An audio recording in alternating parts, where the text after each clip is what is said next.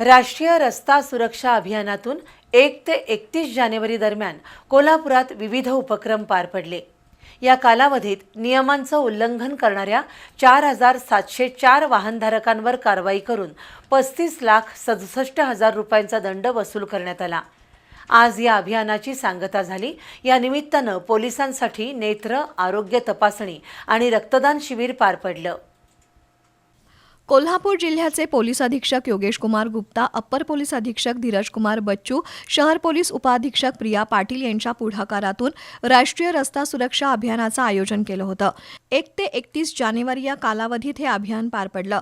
या अंतर्गत helmet rally काढण्यात आली, तसंच विद्यार्थ्यांसाठी चित्रकला, निबंध आणि घोषवाक्य स्पर्धा पार पडल्या। आज या अभियानाची सांगता शहर पोलीस उपाधीक्षक प्रिया पाटील यांच्या उपस्थितीत झाली। त्यामध्ये चित्रकला, निबंध आणि घोषवाक्य स्पर्धेतील विजेत्या विद्यार्थ्यांना स्मृतिचिन्ह आणि प्रशस्तीपत्र देऊन गौरवण्यात आलं। तर अभियानादरम्यान उल्लेखनीय कामगिरी करणाऱ्या पोलीस निरीक्षक, पोलीस कर्मचारी, विद्यार्थी, पालक यांचाही सन्मान झाला। रस्ता सुरक्षेसाठी आणि अपघात टाळण्यासाठी वाहतूक नियमांचं पालन करणं आवश्यक आहे, असं सांगून उपाधीक्षक प्रिया पाटील यांनी उपस्थितांचं प्रबोधन केलं।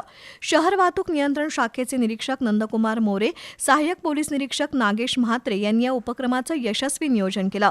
दरम्यान गेल्या महिन्याभरात वाहतूक नियमांचं उल्लंघन करणाऱ्या 4,704 वाहनधारकांवर कारवाई करून 35,67,250 रुपयांचा दंड वसूल करण्यात आलाय। यावेळी पोलीस निरीक्षक संतोष डोके, किरण लोंढे, सहाय्यक पोलीस निरीक्षक दीपक जाधव, RSPचे समादेशक श्रीकांत मोरे यांच्यासह शिक्षक, विद्यार्थी, पालक उपस्थित होते।